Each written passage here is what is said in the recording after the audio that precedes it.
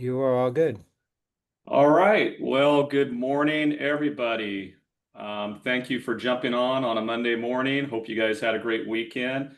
We're starting something new here. And Sandra, our Fresno manager, this was her idea. I'm going to give her full credit. Hi, Uh, everyone.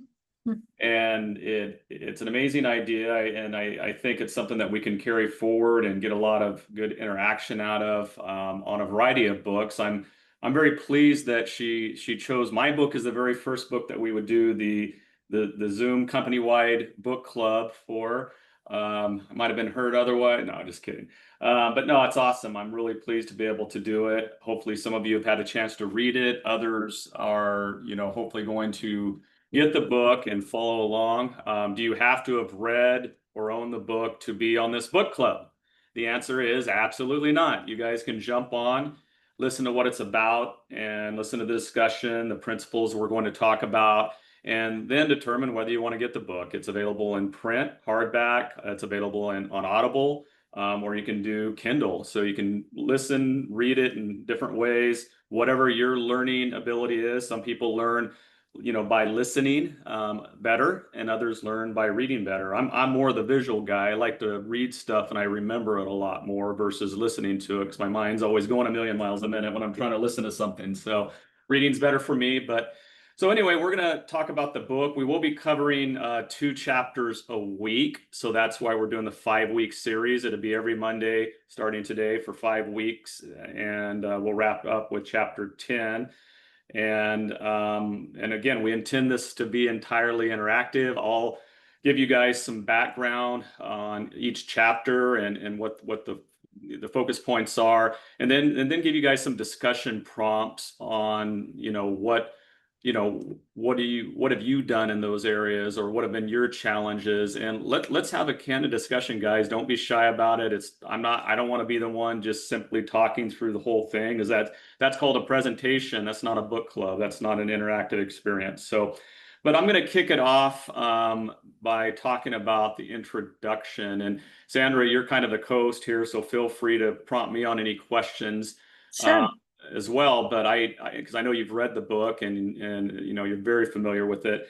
But a lot of people really don't know the origin story of how I started. But let me start with how I even decided to write this book. And really, it's been on my list. Everybody has a list. Some people call it bucket lists. I call it the quantum success list in my case. No surprise. I use the word quantum there.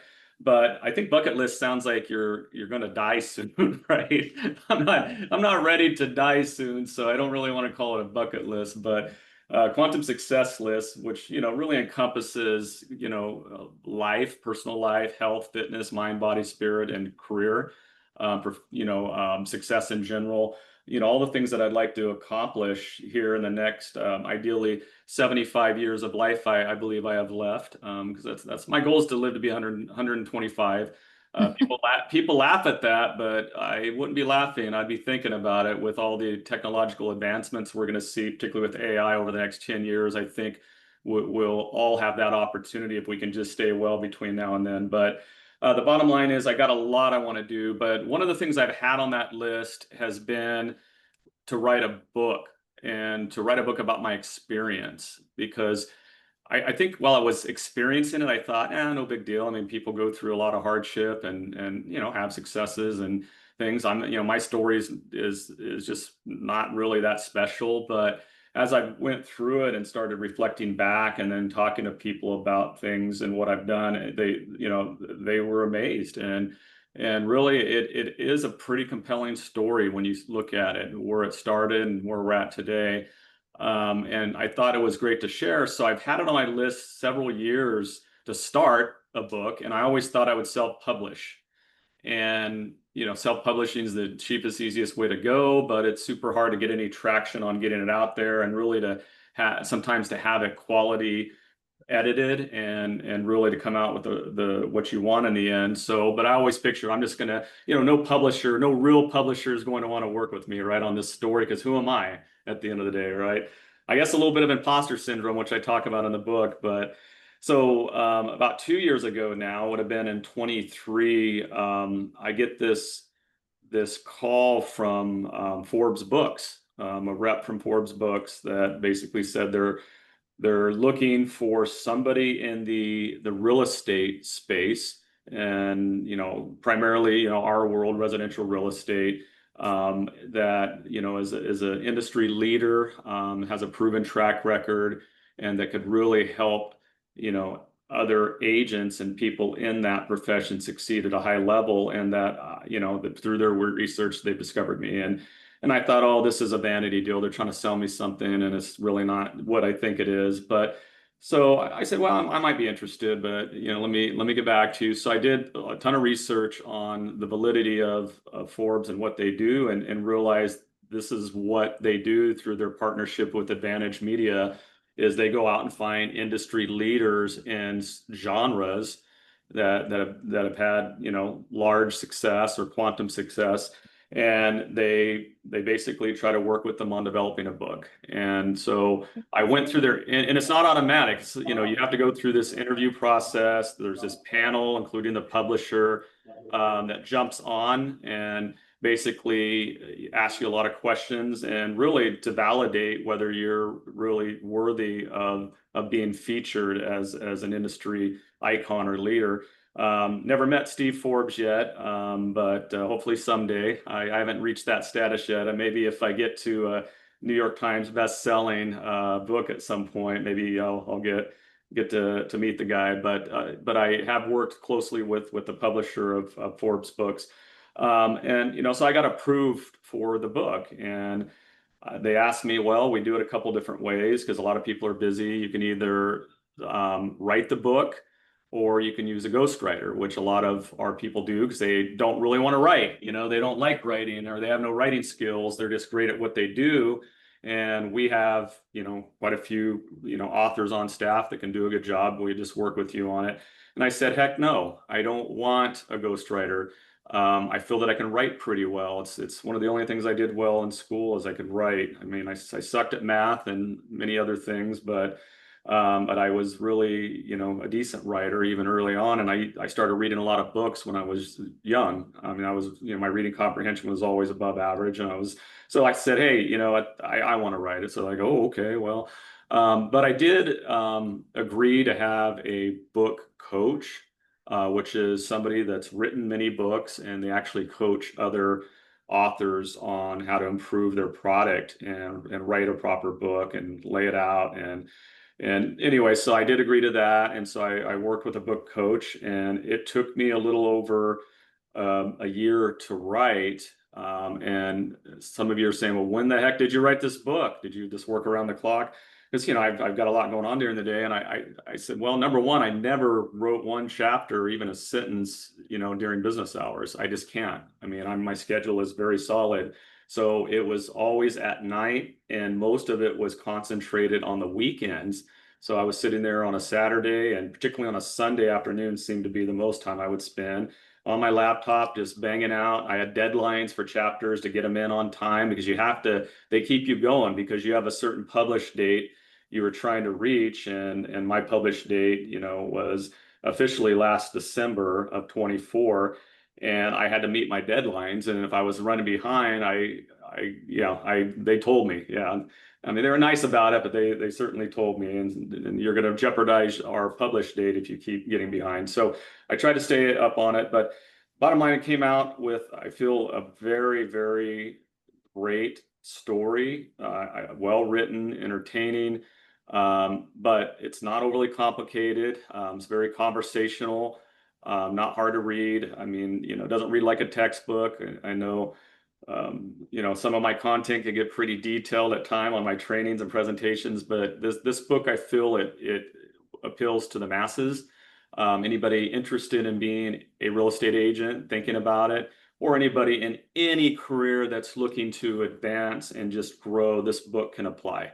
It's not just, it doesn't have to be just for real estate agents, although I use a lot of context and war stories from my experience. So that's kind of the origin of the book and how it came about. And I'm really proud of it. It's checked the box on that quantum list, but I also got the bug because, while I should be promoting this book more and more, which I intend to do, I'm already thinking about the second book and maybe starting that as quickly on the manuscript quickly as next year.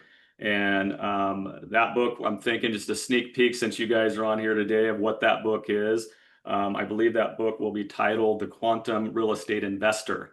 So I will be talking about investing and my experience starting at the age of 26 and building a very substantial portfolio of real estate and continuing to buy and sell.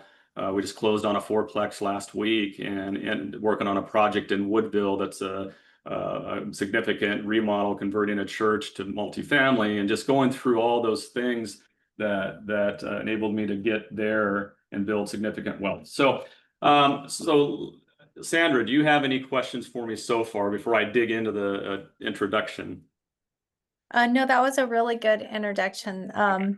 I know that we're going to do 2 chapters a week, right? Yep. So some of us might not have read it. I've actually read it a couple times, and everyone keeps stealing my book. So I buy it and then I have to rebuy a book. I got more copies here. I don't know how many. I think I'm your best seller. I'm going to start charging more books soon, than- though, but that's good. But, I appreciate it. yeah, no, it's good. But I like, just tell us a little bit about thinking beyond what most consider not attainable. So like we just like to me that was something that kind of struck me. Yeah. Because even being a real estate agent, I wasn't quite for sure that I was capable of selling homes, or I have that feeling for management. There's a lot of things in my life that I feel that way about, which I think a lot of the agents do too, because they share with me. Because I have like Irma sitting here, and I know she has a great story about that kind of too. Right. Absolutely. So that's chapter 1, and that's quantum ability, or principle number 1 is think beyond what most consider attainable. And I start out that chapter with a really good quote by Franklin Delano Roosevelt. FDR said, "The only limit to our realization of tomorrow will be our doubts of today." So think about that for a second. A lot of us have a lot of fear and doubts about starting something new or trying to succeed at something because we've already sometimes predetermined in our minds that we're just going to fail. Like, what makes us worthy to do it? Why are we going to take any risk to make a change, to do something that we really want to do that could really benefit us financially and more on a personal level and benefit our families? And really it's about this mindset, this idea of mindset. And I think most of my adult career, I think I've had a pretty strong and positive mindset when it comes to doing things. But I will say, I've said often, I think I say it in the book as well, that, if I could, I don't have a lot of regrets because, in my life, because I've made a lot of mistakes and had some really low lows, but I think I've learned and it's helped formed who I am today. So I don't really have the desire to go back and rewind and redo, and I think it's fine, and it's things I had to go through. But I will say one of the regrets, if any, that I have is that I didn't think a lot bigger sooner. That it just took me as long as it did to really start thinking at a much higher level. And that's a challenge for most because they can't envision leaving maybe a day job and transitioning into real estate full time and actually earning at or above what they made in their first career. And that's the mental block I think most transition agents have. And it was a little bit for me too. It took me 2 years to get up to what my salary was, but thank goodness that's all it took. Because I talk about in the introduction getting into this market. If you were going to get into real estate, I decided to get into it at the second worst time in history. The first was if you try to get into selling real estate in 1929. Yeah, that wouldn't have been good. And then 2008, and I had actually got into it in 2006, but and rode a little bit of that big wave for less than 2 years. But then what happened? the wave flattened out and, things fell off the cliff. So talk about needing a strong mindset. That was the market where, man, you better be pretty resolute about what you're doing and take massive action, or you are going to be in trouble. And I think success in general is limited more by doubts than actual ability. So think about that, when we think about what our capabilities are and how to get there, we're really limited more by doubts than our actual ability, because most of us have a lot of abilities. Even if we're new to the profession, we still have a lot of abilities, right? Number one, we passed a test, to get licensed. So you have some ability there to be able to take a test and pass. And it's a situation where we know that we're worthy as worthy as anybody to succeed at a high level in all things real estate. And I think with a quantum real estate, and you're going to hear me use that term quite a bit, a quantum real estate agent, that it's about challenging the assumptions about what is realistic in this business and pursue bigger goals. There's people in this business, and several of you on this call, because I've seen your names, that have made a significant six-figure income, more than doctors, more than CEOs of some companies and principals of high schools, and all the jobs people think that are high earning, more than the sheriff of our county, more than and with very little education. I mean, a lot of people just have a high school degree, some just have a GED, but those people that have achieved that success have really been able to set bigger goals and feel that they could achieve them. So we got to allow ourselves to dream bigger, and really, when we dream bigger and set higher goals, that allows or creates that space for growth and opportunity, where we're not self-limiting. And you've heard of self-limiting beliefs, right? So and these self-imposed limits are often harder barriers than the market conditions right now. Think about that. Our self-limiting beliefs are taller and harder barriers than what's going on with the market right now, because agents that aren't worried about the market, they're focusing on doing what they do best. Guess what?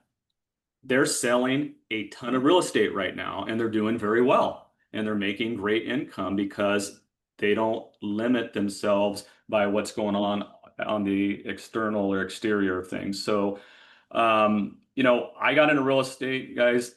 People doubted me. I quit a 12-year, very successful corporate job. I was the director of national accounts for a $2 billion company. I personally managed a team of over 30 people and $70 million in real estate. I was a young guy, early 30s, doing all that. Youngest director ever in my company, that by all accounts. That's what I was told. I was the youngest person that achieved a director status in that corporation. And so, yeah, I was kind of a poster boy, I guess, if you will. But, you know, jumping over to real estate, I thought, man, I'm just going to take all this success and the way I do things, and it's going to transition seamlessly into becoming a broker and running a small real estate firm, because I started out of the gate as a broker running a 6-person office, thinking that I'm going to just do the same thing I did in corporate America.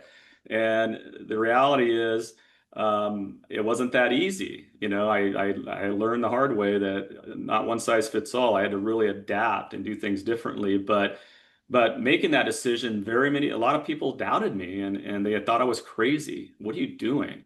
I mean, the CEO of the company called me into his office and said, "I think you're making the biggest mistake of your life by doing this. I understand the personal reasons why you're doing it, but you've got a bright future in this company, and you're just going to throw it away." And that was a tough conversation when the CEO of this company sits you down and tells you something like that. Everyone around me, I think, doubted me, except maybe my very immediate family. Of course, they're always going to support you, even though I think they had a lot of questions as well. But so I had to get beyond that, and I had to think bigger and work past that, and know that, hey, I've done well in this previous career from scratch. I had to build my way up from the bottom and through a lot of hardships and a lot of mistakes, but got noticed and did the right things to move up. 7 promotions in about 11, 12 years.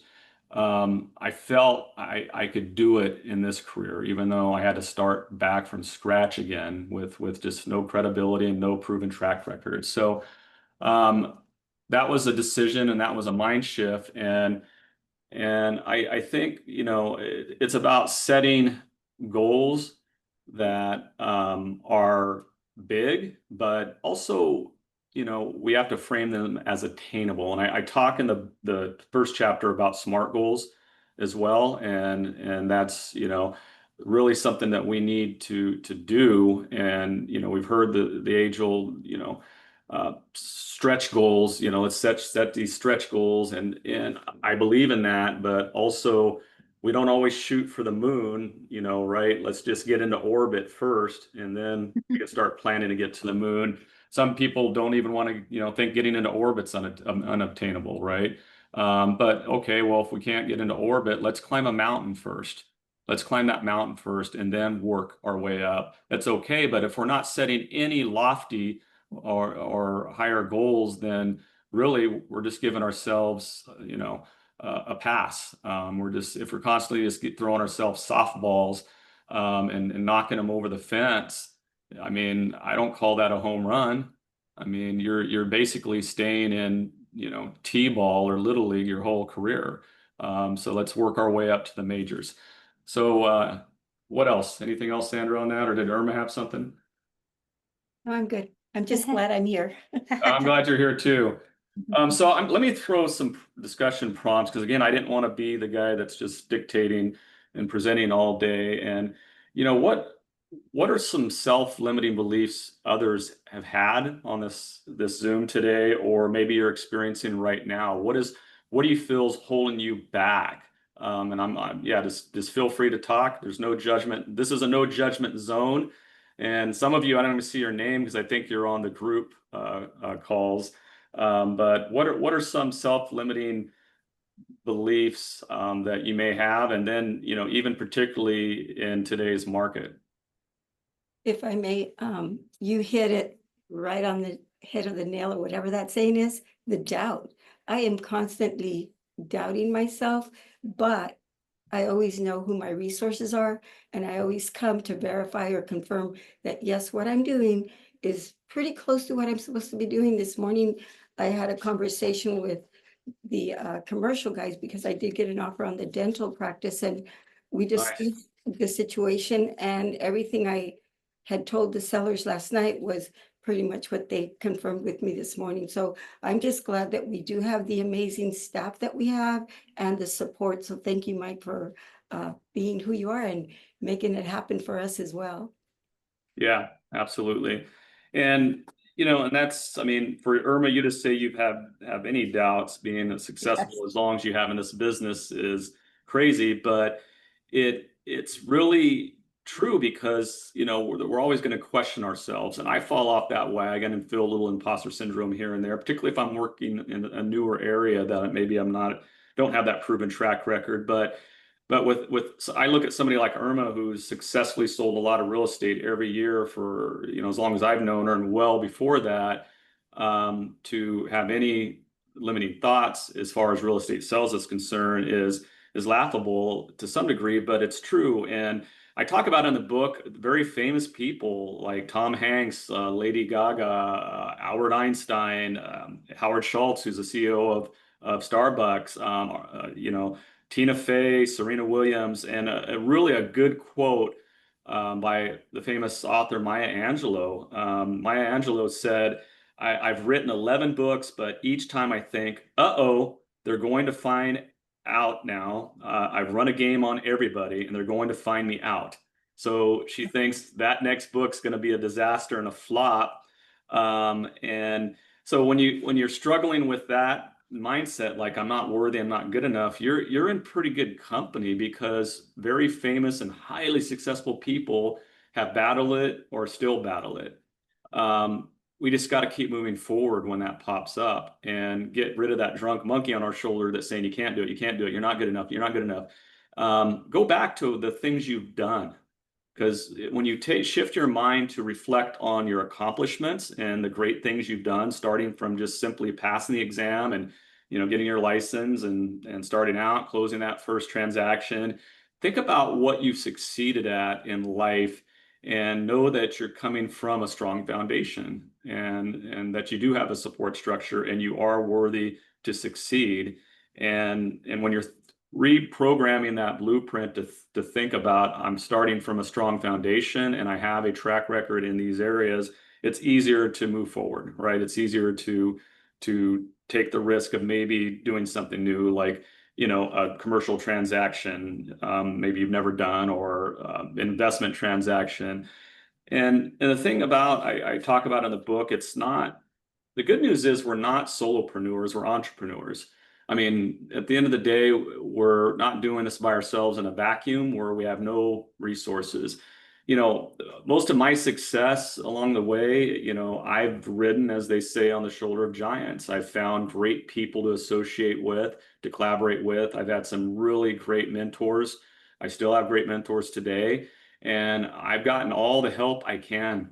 I mean, it seems kind of crazy. You think, well, do you need that much help today running a brokerage or being in this industry? And the answer is yeah, because it's constantly evolving and changing and becoming challenging in different ways. And if I'm not having somebody hold me accountable to improve and get better and grow, then I'm not the leader you guys deserve. I should just hang it up and hand the baton to somebody that's ready to do that. But I'm not the hypocrite, and I'm going to continue being better and better.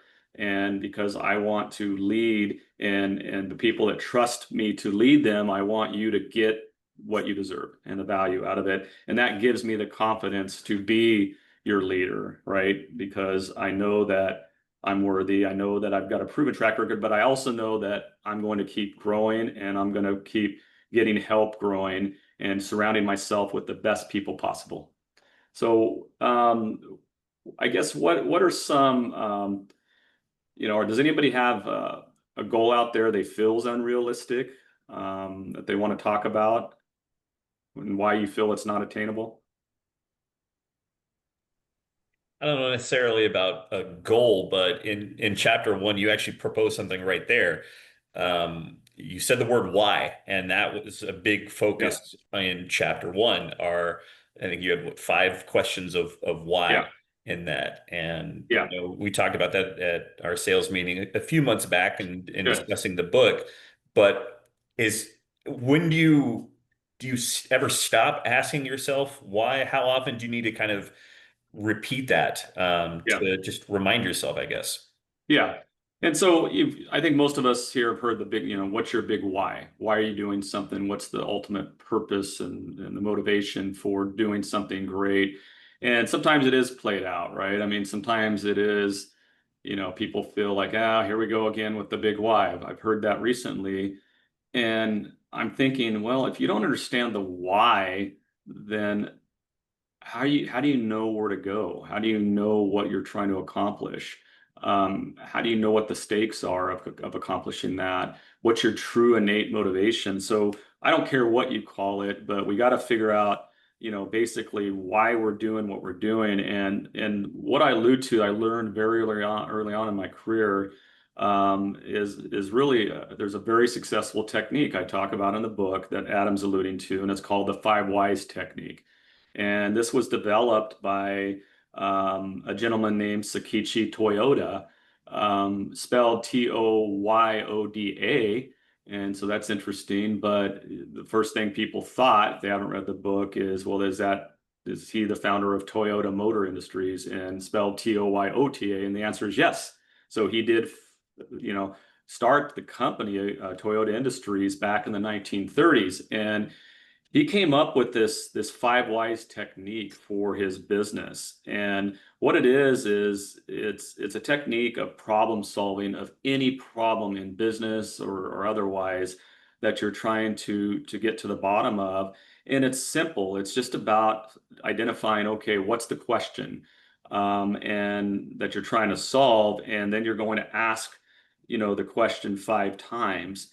And the purpose is to get to the bottom of what the real why or issue is, because generally the first couple answers are just going to be, off the cuff. They're going to be surface level answers. So for example, let's take the context of why we got into real estate, which is really what we're talking about here. And so when you ask somebody that question, the number one answer is, I want to make more money, right? Or provide more for my family. And that's a true answer, right? There's nothing wrong with that. But is that really the answer, right? So I referenced an interview I did, and every name in the book is sort of a pseudonym. It's not the real name of an agent because I have to protect the innocent. But I talked in the book about interviewing a new agent by the name of Sue for a position in the office. And this was back in the portable office back when I managed it. So if you're trying to rack your brain to figure out who Sue is, you will never will in a million years. Good luck with that. Good luck.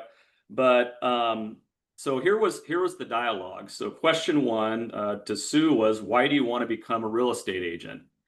And Sue answered, because I want to make more money. Duh, right? You're like, okay, well. And so I said, why do you want to make more money? And she answered, because I want to provide more for my family. And then I asked, why do you want to provide more for your family? So it's starting to get maybe annoying and intimidating, right? But she went along with it and she said, because I want them to have a more fulfilling life and struggle less than I did growing up. And then question four, I asked, why do you want that for them? And she said, because I want them to have an amazing and fulfilling life that when they're adults. I just want them to be really successful when they're adults. And then I said, last question, and why do you want that? And then Sue started tearing up. And she paused for a second and really thought about it. And then she said, because that is the life I have always dreamed about having. And then she's just crying. And I think I almost started crying. That was the why. She wanted all those things for everybody else, but she always wanted to have an amazing life for herself. And she knew if she had an amazing life for herself, that would encompass everybody around her as well. And that's okay. That's okay to be your big why, because you want to just simply have an amazing life that you never had, to do things you never did, to be able to buy things you never could, to take the vacations you never had, to be able to have your kids have those experiences they never had, and all of that. But that's the power of understanding your why. So on those days where you don't want to pick up the phone and make the calls or go out and door knock or do the open houses or follow up on leads or have those hard conversations with clients, or you have that deal falling out that day, and you're just feeling like, oh my gosh, I'm ready to quit and go back to my day job or my other job or whatever. And I mean, go back to number 5's answer, the big why, and remember why you got into this thing to begin with. And that's the fuel, that's the rocket fuel, if you will, that keeps us moving forward. And that's why I think it's important to always have that in front of you and always go back to that, particularly on hard days and hard times. All right, any other questions or input? Anybody want to share what their limiting beliefs are currently? Don't be embarrassed. I think one of the limited beliefs, even for myself, is childhood experiences. Having parents that would say like you're crazy, like stuff like that. I would think definitely childhood experiences. I mean, at least for me personally. Yeah. Even when I was building my house, my father would say, "You're a real estate agent. Why are you getting yourself in such a mess? Just go buy one." But that's not what I wanted. I wanted to build my home. So it puts doubt in yourself. Yes. So with that experience, I always tell my kids, do whatever you want. If you want to move to freaking across the country, do it. Be happy. So I learned from that. Yeah, and that's good, Cindy. I think you know, in the introduction of the book, which didn't go into detail, that's really something you guys should read. It's just a super for anybody that hasn't heard my whole story. And Cindy, you know my story because you knew my dad very well. It's a tough one, but I grew up the same way. I mean, I grew up with a single mother, and after my dad and my mom divorced when I was, I think, 2 years old, and went through a roller coaster of boyfriends and different things going on, and moving to different schools, sometimes up to 2 to 3 times a year, just crazy stuff. But I didn't have a lot of encouragement either. I didn't have a lot of people saying, you're really good, you're going to do it, you're going to be great. And then, like I said earlier, even getting into real estate, I was told I was crazy by everybody. But I was told I was crazy by my dad when I told him I was going to college instead of enlisting in the service, the Army, which that was my game plan, because I was just so lackluster in school. You know, I just was never that academic in high school, but it was because I didn't focus. You know, I just didn't pay attention to it. I didn't care enough, maybe. But I think I talk about in the book, look, guys, you have to be your own biggest cheerleader before you expect others to cheer for you. So yeah, we need that validation, but if we're not our own biggest supporter and cheerleader on anything we do, then it's hard for others to be our cheerleader as well. And that's how we get through it. And I also used the doubts, particularly with my dad saying, you're never going to make it through college, you're just wasting your time and money. I use that as fuel. I use that as fuel to succeed. And I graduated at the top of my business class. And if I ever got anything below an A, which was rare in a class, I was upset. But, you know, what a turnaround. And, you know, my dad opened his eyes pretty quick going, wow, maybe he's going to do it. And I think when he showed up at my graduation at Fresno State, it was, I think, one of the proudest moments of his life. But I agree that when you're hearing those things, it's really takes the wind out of your sails, right, so to speak. It's kind of throws some water on your passion fire there. But I think we sometimes have to take the negative and turn it into a positive. And it's okay to say, well, I'm going to prove you wrong. I'm going to show you. I just turn it a negative into a positive and use it for fuel. So, and I think that's what you did, Cindy, because you've succeeded at a very high level and you just kept going, and you've faced a lot of adversity like I have, especially in that tough market. I remember the things you guys had gone through, but you dug out and kept going because you knew you had the ability, right? You knew that it wasn't just luck or some short-term success that would never repeat itself. You knew you had the ability to reboot and to really grow at an even higher level than you ever did before. And that's exactly what you did. And that's what being a quantum real estate agent is about. We get knocked down. We get knocked down all the time, but we keep getting back up, and we just get stronger every time we get knocked down. So the good one. I like that. Any other input? Yeah, I got one for you, Mike, that you just kind of touched on, but mine was similar to yours of the imposter syndrome at some point. I grew up with a family that was always very supportive, but growing up, it wasn't until I hit high school that I realized we were poor growing up. I just everybody that I grew up with was just like me until I got into high school, and then I felt like I never had enough. So for me, it was always, can I do it? Am I enough? Am I smart enough? That, does my family background matter enough? Because I don't have it, right? And so for me, it was that limiting belief that took me a while to kind of get over. It is do you have to come from money to really be successful? Do you have to come from that kind of a background?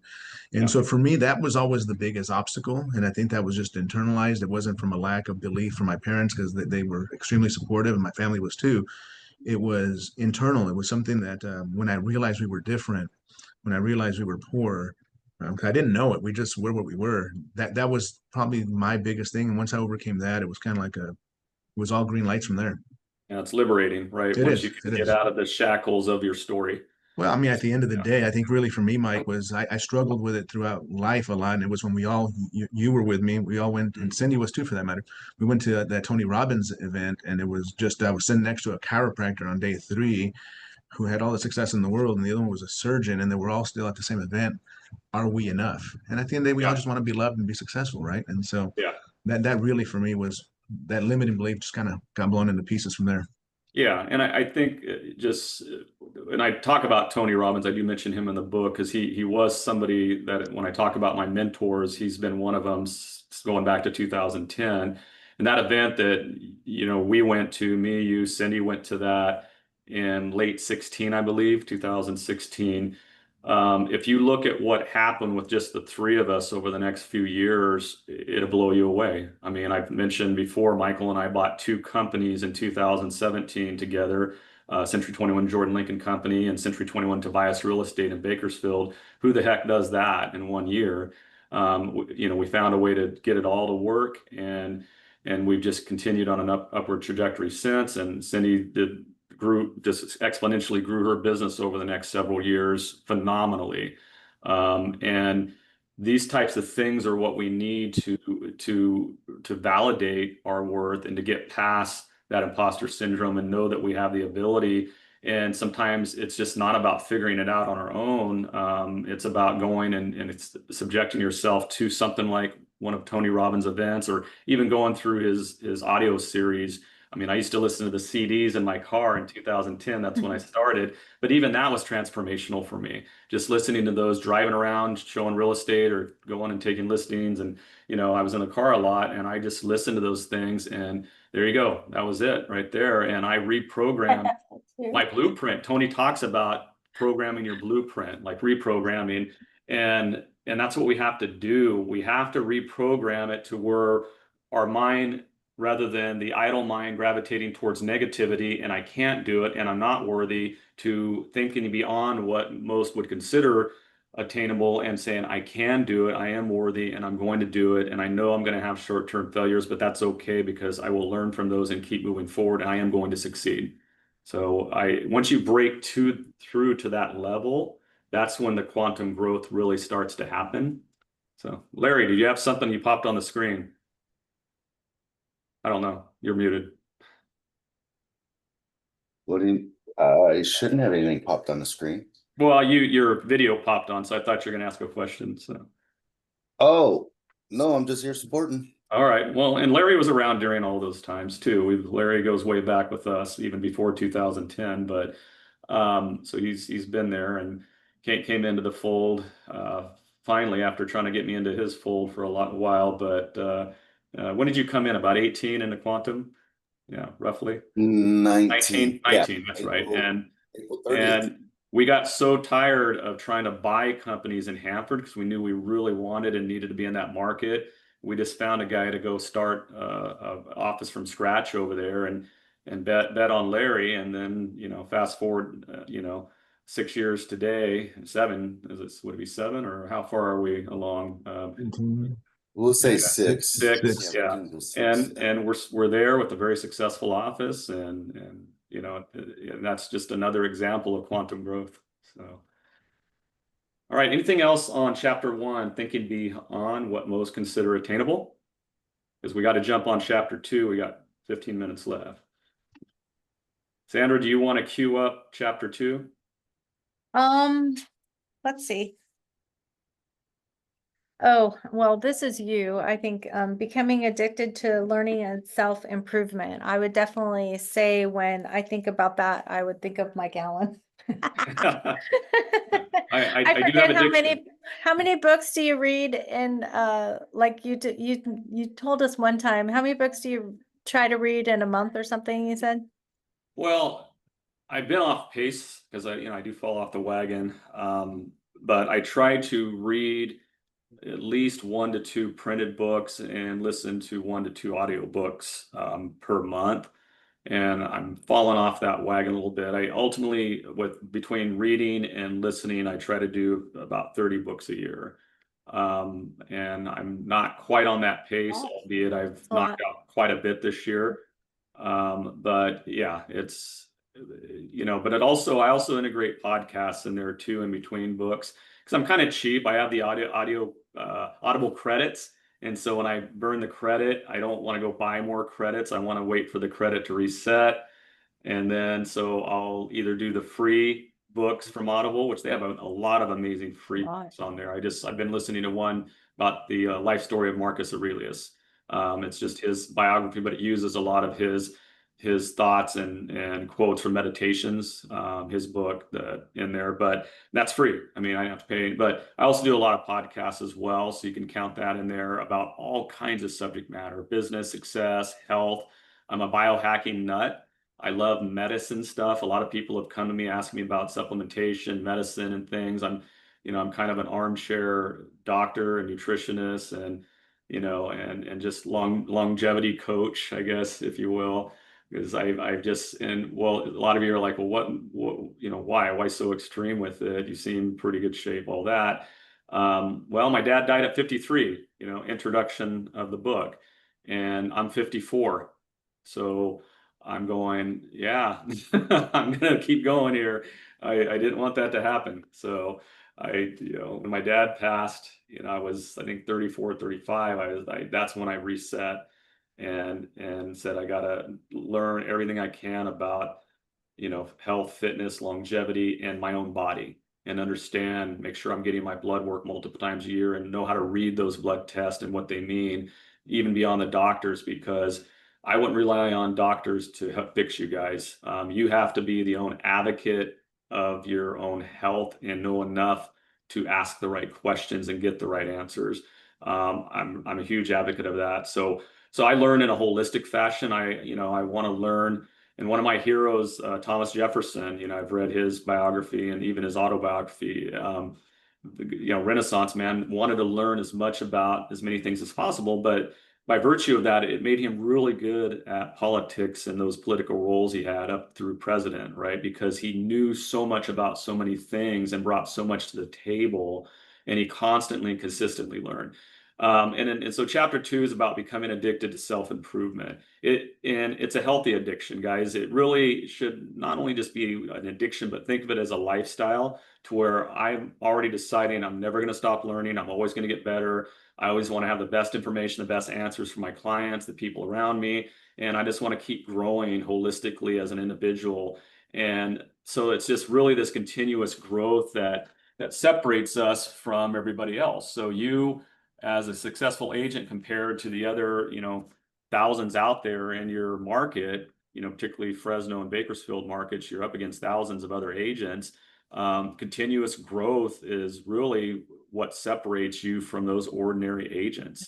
And it becomes a mindset. Ultimately, we go back to mindset that, again, I'm always going to learn and not just rely on my past wins.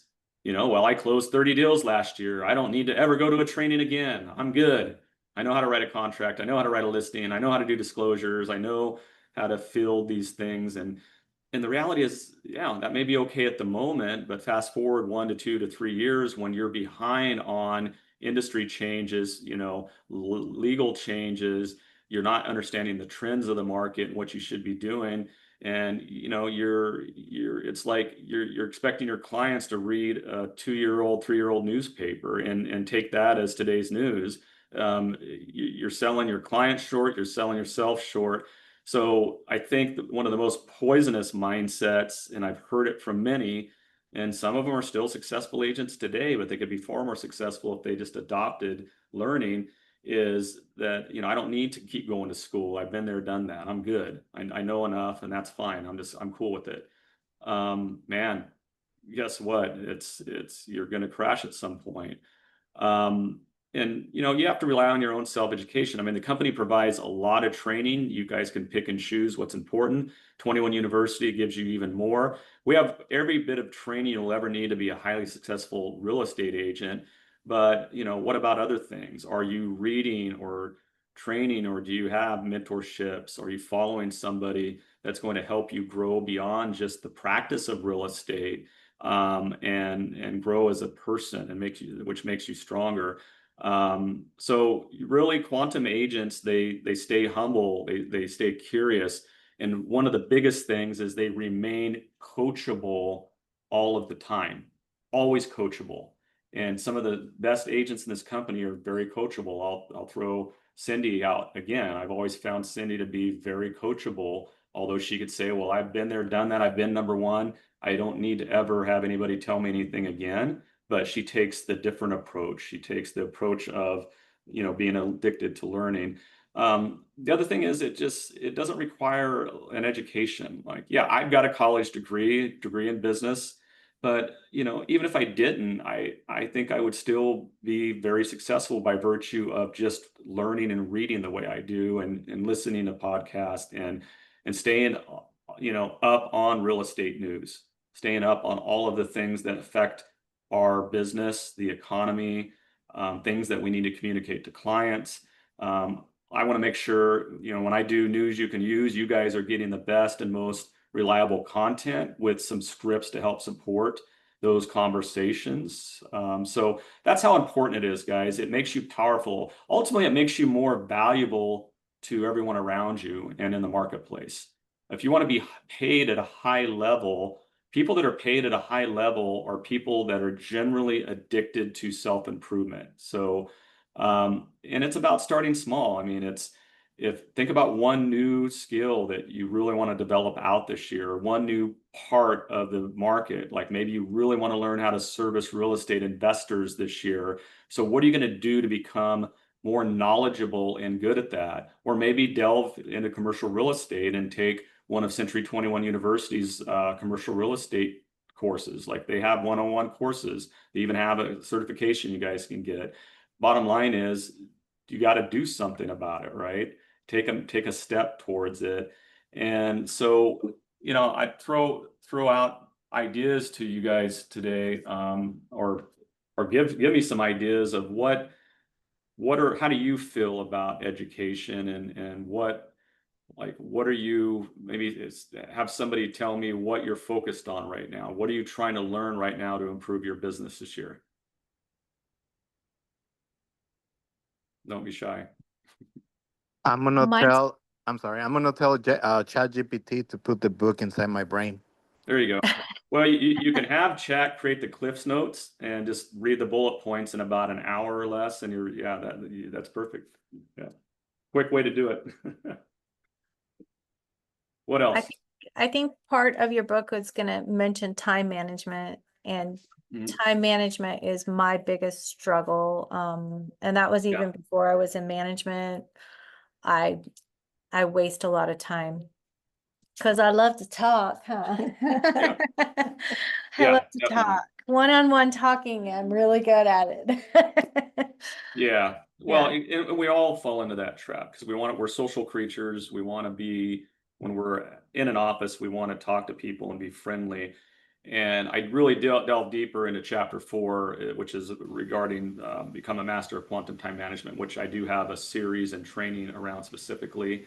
It's what I follow. I don't always follow it as much as I should, but I do follow the principles and what's called the weekly priority tracking sheet. I just did it this morning. I do it at the beginning of every week. I know exactly what I'm doing this week, when I'm going to do it, what are important quantum goals that I'm trying to accomplish, and then what are the must-dos that I just can't delegate and get away from, and then what are some things I can delegate and have somebody else do that I really shouldn't be doing at this point. Because like a lot of you, I'm a control freak and tend to want to do most everything because I want it done right, but I've got great people around me that could do it, and sometimes they can do it even better because they're just better at those things. That's why I don't really do all the detailed planning of our events.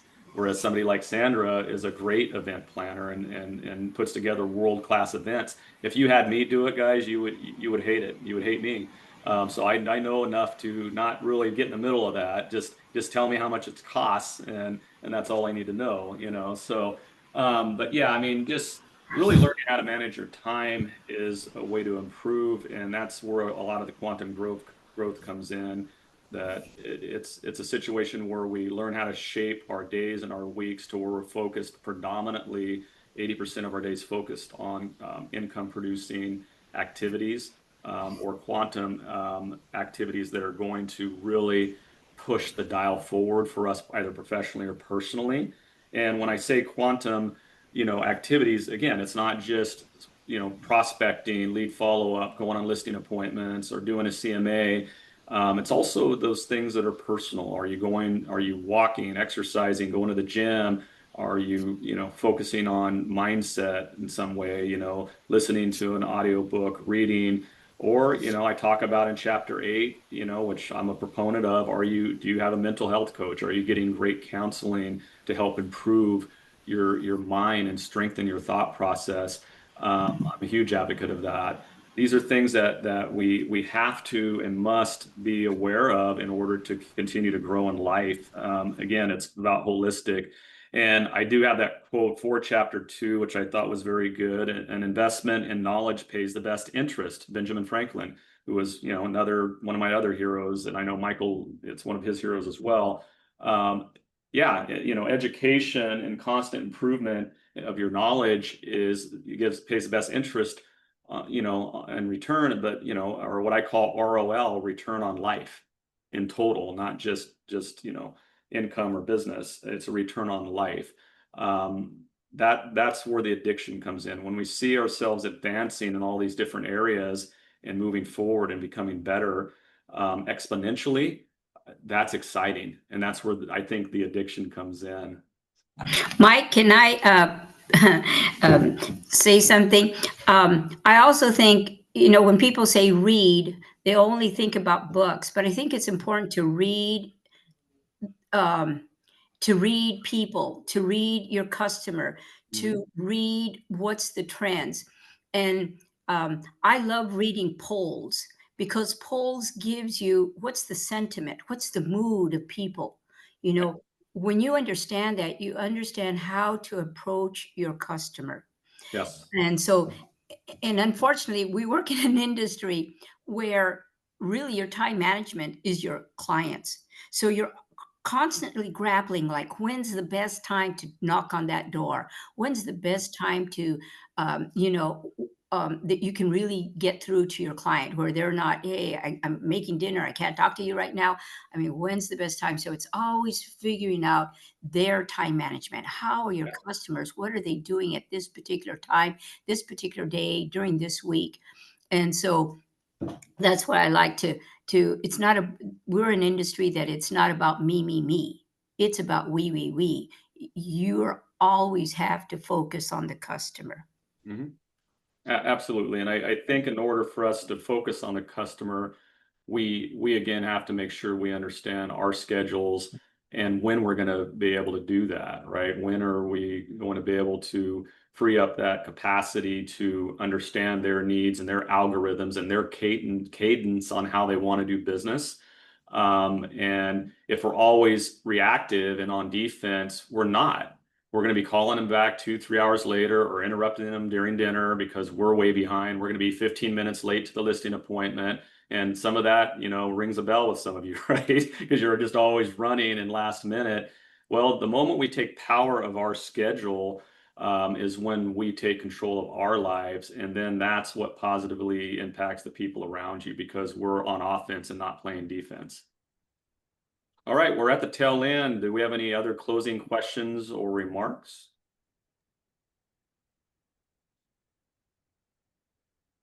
Yeah, I'll throw something out there, Mike, just because it was something that we've touched on a bit here, but I think one of the specific quotes in there is, no one succeeds in isolation. So when it comes to the self-learning, the education meetings, I mean, these guys hear it from myself, Sandra, Angela, you, Michael, Larry, all the time of get to a meeting, go learn, figure something out. But that was something that I took pretty strongly from chapter 2, among other things, is that isolation. It can't happen in this industry at all if you want to be successful. No, and you hit it on the head, Adam. Thank you for that, because we're one of the few professions where we have to cooperate and collaborate to succeed. There's many other professions we can operate more in a vacuum. We don't need the other person to do a deal. And we have to cooperate with not only our own team members in this company, but also cooperative agents at other companies out there, and work together in unison to achieve a transaction. And we can't, we got to be careful and not get in this mindset where I don't need anybody else. And so that's again, it's having that emotional, or that EQ and emotional intelligence to know that that's the case. But we can get better at that through, again, self-improvement. And I've read a very good book. My EQ hasn't always been the highest. I improve as I go along. I'm much higher than I was 10-20 years ago. Read a great book earlier this year, a long book, but I got through it, that really pushed me. I think it got me up. My EQ went up a couple points. So just things like that's important, because it's about harpooning. If you go out and try to cast this wide net and try to just take in everything like a fire hose, I'm going to listen to every podcast. I'll be on every company training, every C21 training. I mean, it's too much, guys. You're not going to retain a lot of it. It's about, like, hunting with a spear instead of trying to you know, or fishing with a spear and get the fish you want rather than casting this wide net, because it's too much sometimes. So figure out just that as well. What is your deficit? What do you need to learn?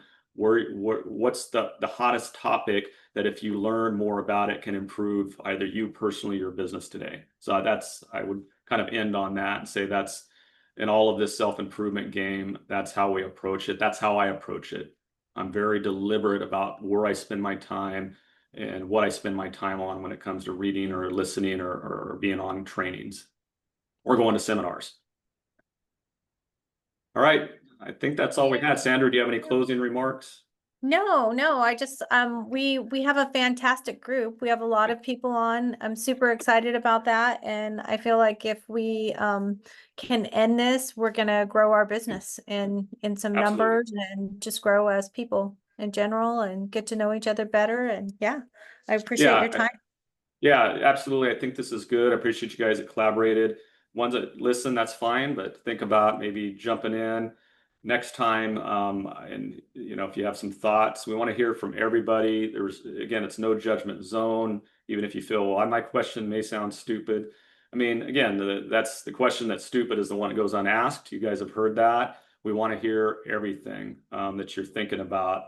And I guarantee you there isn't anything that any of you are dealing with in this profession right now that others or myself have not dealt with. So just keep that in mind as you're growing, and we're here for you. So Yay. That's good. That's good. all right, guys, Okay. have a good day. Bye. Thank you, Mike. Thank you. Thank guys. you. Good job, you guys. Ciao.